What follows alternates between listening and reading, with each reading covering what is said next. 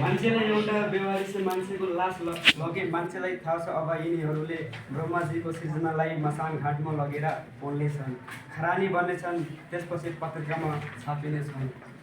ल आयो आजको ताजा खबर। राजधानीको मुटुमा एउटा अज्ञात युवाको लास भेटियो। ताजा खबर? अरे त्यो लास त हिजोदेखि यही सडकमा पेटिकामा थियो। त्यही बासी लासको खबर छाप्ने तिमी खबर कसरी ताजा हुन्छ र? चुप लाग्नुस्। ल आयो आजको ताजा खबर। बासी खबर, बासी खबर। ए रिसाएको भाइ पर्ख न। चुरोट खान्छौ? चुरोट खान्छौ? खान्न, ठुलो चुरोटमा बढी निकोटिन हुन्छ। ठुलो चुरोटमा बढी निकोटिन हुन्छ अनि के सिङ्गो चुरोटमा चाहिँ प्रोटिन हुन्छ? मलाई आफ्नो काम गर्न दिनुस्। कसले रोकेको छ र? हेर, काम गर्ने मान्छेले जुनसुकै वातावरणमा पनि काम गरेर छाड्छ। भो यस विषयमा कुरा नगरौ। के लेखेको छ पत्रिकामा? त्यो केटाको अफन्त भेटियो? थाहा छैन। अर्थात् अब त्यो केटाको लासमाथि पनि राजनीति चल्छ होला।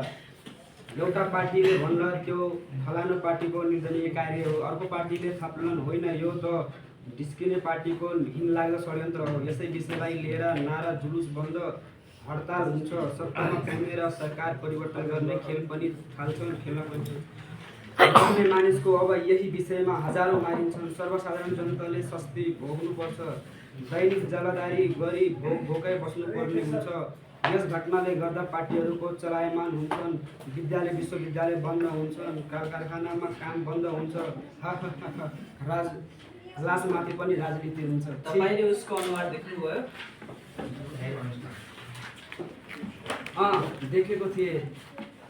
किन व्यवस्थाको कारणले यो सडकमा हिँड्ने मान्छेको हजारौँ आँखाले देखे पनि नदेखे झै गरे हिँडे।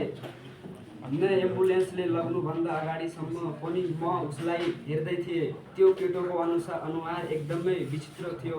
सायद त्यसको आफन्तले भेटाएर पनि चिन्दैन होला। अब त चिनेर पनि फाइदा छैन। किन? यतिखेर त ऊ सरकारी स्कुलका दाउरासँगै खरानी भइसक्यो होला। विचारो युवा नै थियो।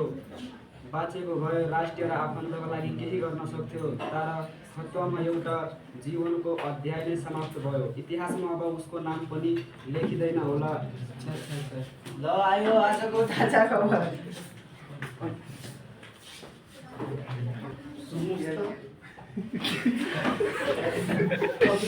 एउटा युवाको लास भेटेको ठाउँ यही हो। हो किन? लास कस्तो थियो? जस्तो हुनुपर्ने त्यस्तै थियो। लास कस्तो हुन्छ? अझै हिउँ जस्तो चिसो, धडकविहीन, सासविहीन। हमारा मतलब उसको कस्तो पोसाक लगाएको थियो? उसले हिजो आजको युवाले लगाउने खालको प्यान्ट सर्ट लगाएको थियो। प्यान्ट कालो थियो अनि सर्ट चाहिँ सेतो थियो। हो, मैले प्यान्टको त ख्याल गरेन, तर सर्ट चाहिँ सेतै नै थियो। सेतो सर्ट? त्यसो भए त्यो पक्कै मेरो छोरा हुनुपर्छ। सेतो सर्ट त मेरो होइन, सेतो सर्ट त मेरो छोरो रामदयालले पनि लगाएको थियो। त्यो पक्कै मेरो छोरो हुनुपर्छ। यो क्या कर दिया रामदयाल?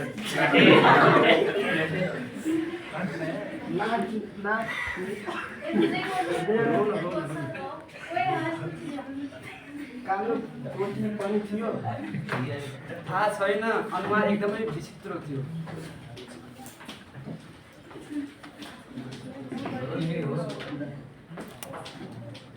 त्यो पक्कै मेरो छोरा नरेन्द्र हुनुपर्छ। 2 दिन हो घर छोडेको, आज संसारमै छोडेर गयो नरेन्द्र मेरो छोरा। नहीं, वो अपना रामदयाल है। होइन, के हो तमासा? मैले त केही बुझेन। अब बुझ्न नै केही बाँकी रहे। आमा चाहिँ त भन्थे छोराले लागु पदार्थ खाएर हिँड्छ भने, तर के गर्नु, कामको बेफुर्सदी यता यतातिर ध्यान दिएन पाइन सुरुमा म त आफ्नो छोरा यस्तोसम्म गर्न सक्छ भने कतियाएर पनि लागेन। आज आएर नरेन्द्र मेरो छोरो। अरे ओ रामदयाल, तू बाप से रूठ के कहाँ चला गया रे?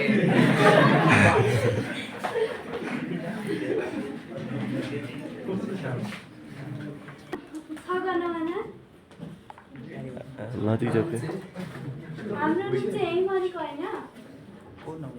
के नहुन्छ? यो पत्रिकामा लेखेको मान्छे।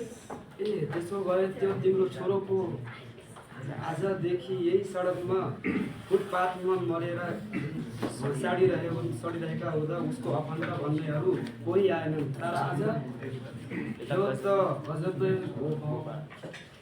भन हो तिम्रो छोरा आएन त्यो मेरो रामदयाल। होइन मेरो नरेन्द्र हो।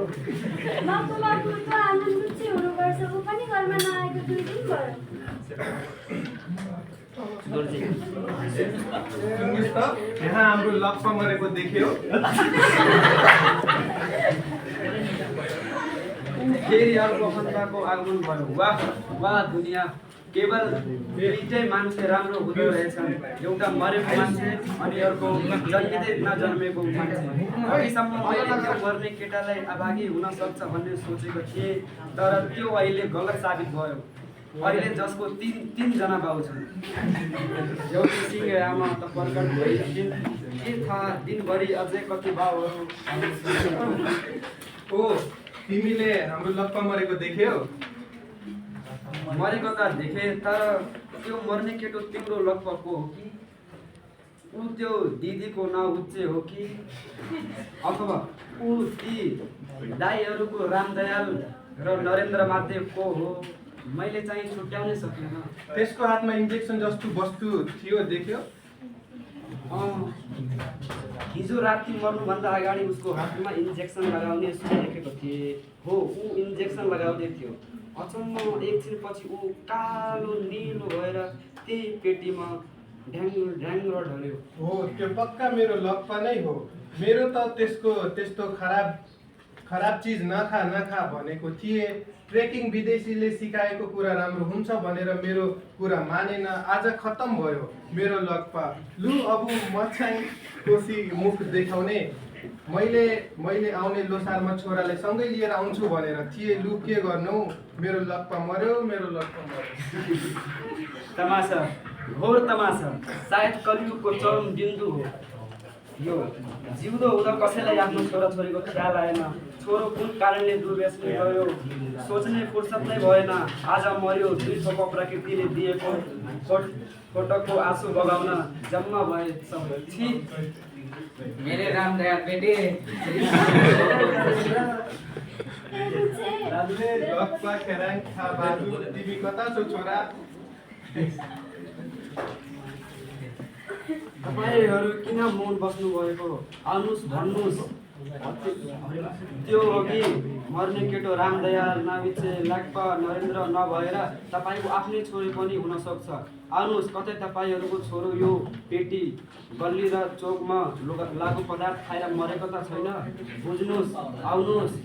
होइन, पक्कै मलाई विश्वास छ त्यो मेरो लाडले रामदयाल नै हो।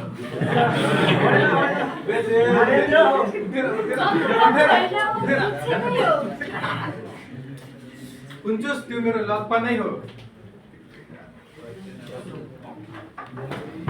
चुप लाग्नुहोस् तपाईँहरू। यो अरू कसैको छोरा होइन, मेरो छोरा कुमार हो। मैले यही बुढो हातले मेरो सहारा भविष्यको लती कुमारलाई दागबत्ती दिएर आउँदैछु। कुमार मेरो छोरा। मैले कस्तो सपना काटेर राखेको थिएँ, अब सब मिथ्या भयो। तिम्रो चिताको दाउरा जस्तै मेरो सपना खरानी भयो, सब खरानी भयो।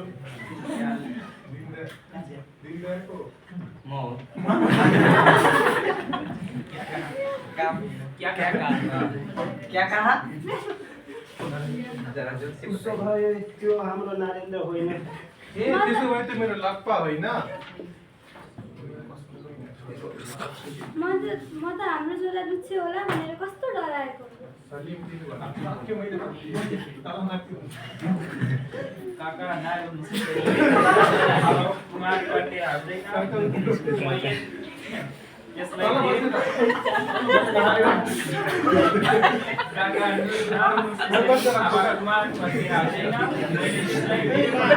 मैले यसलाई खाने साथीहरूसँग नमिल्यो भने त्यसले मेरो कुरा सुन्दै सुनेन उल्टै मलाई नै तैँले जिन्दगी केही बुझेको छैनस् भनेर भन्थ्यो। कतिपटक त मैले उसलाई रोक्न खोजेँ, मलाई नै उल्टै च्याउन खोज्थ्यो। अब सब सक्यो तर हामी छौँ काका, हामी पनि तपाईँका छोरा नै। गर्नुहोस् जानुभन्दा पहिला अरूको आँसुको मूल्य पनि बुझेर जानुहोस्। तपाईँ आफ्नो आपतमा विचलित हुनुहुन्छ तर अरूको आपतमा हाँस्नुहुन्छ। एउटा चेतनशील मान्छे भएर पनि तपाईँभित्र खै अपनत्वको भावना, अरूलाई खाने बाघले तपाईँलाई पनि खान सक्छ, अरूलाई पर्ने समस्या तपाईँलाई पनि पर्न सक्छ। देश नबन्ने हामी कोही बन्दैनौँ। यो देश कुनै एक व्यक्तिको मात्रै होइन, सबैको देश हो। तपाईँ हामी सबैको देश हो। त्यसैले अर्काको दुःख सुख दुःख साटोफेर गरेर मिलेर बाँचौँ, मिलेरै समस्यासँग लडौँ। होइन भने भोलि यही पेटीमा तपाईँको नौचे, तपाईँको रामदयाल, तपाईँको नरेन्द्र अनि तपाईँको लोकप्रिय भेट्नेछन्। समय अझै बितिसकेको छैन। यो दुर्व्यसनको जडालाई उखेल्ने काम एउटा व्यक्तिले मात्र सक्दैन। यो अभिनय असल छोराछोरीको अनि कर्तव्यनिष्ठ अभिभावकको सामूहिक अभियान हो। यो अभियान एक सचेत नागरिकको हो। यो अभियान तपाईँ र हाम्रो हो। त्यसैले यो काम सबै मिलेर गरौँ। ठीक भन्नुभयो बाबा। सन्तानको सुख र शिक्षाका पढाइका बारेमा कुरा गरिन। उसका साथी को छन् भनेर कहिले सोधखोज गरिन। ऊ कहाँ गयो, के गर्यो, के खायो भनेर ख्याल गरिन। म त खालि मेरो व्यवसाय, बैठक आदि भन्दै दौडधुप गरिरहे। उसले मागे जति पैसा दिइरहे, तर ऊ त धेरै पहिलादेखि दुर्व्यसनको शिकार भइसकेको रहेछ र आज मैले यो दिन भोग्नु पर्यो।